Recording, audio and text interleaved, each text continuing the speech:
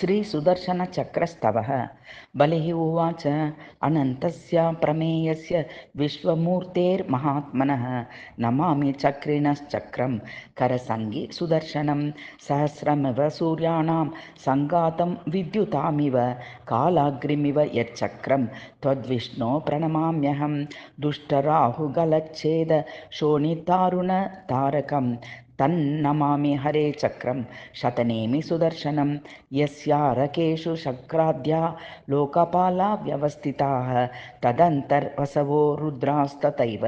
मरुतां गणाः दारायां द्वादशादित्याः समस्ताश्च हुताशनाः दाराजालेब्धयः सर्वे नाभिमध्ये प्रजापतिः समस्तनेमिष्वकिला यस्य विद्याः प्रतिष्ठिताः यस्य रूपमनिर्देश्यमपि योगिभिरुत्तमैः यद्ब्रह्मत्सुरसङ्घानां तेजसः परिबृहणं दैत्यौजसां च नाशाय तन्नमामि सुदर्शनं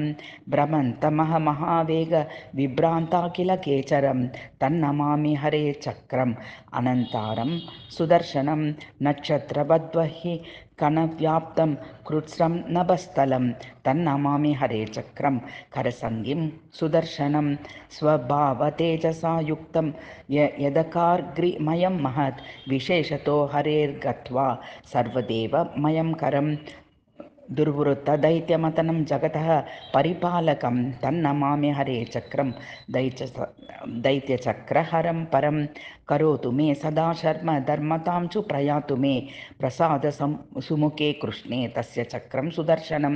स्वभावतेजसा युक्तं मध्याह्नार्कस समप्रभं प्रसीद संयुगेर्ऋणां सुदर्शनं विद्युज्ज्वाला महाकक्षं दहान्तर्मम यत्तमः जहिनो विषयग्राहिमनो ग्रहविचेष्टितं विस्फोटयाखिलं माया कुरुष्व विमलां मतिम् इति विष्णुधर्मेषु अष्टसप्ततितमोऽध्याये बलिकृतचक्रस्तवः।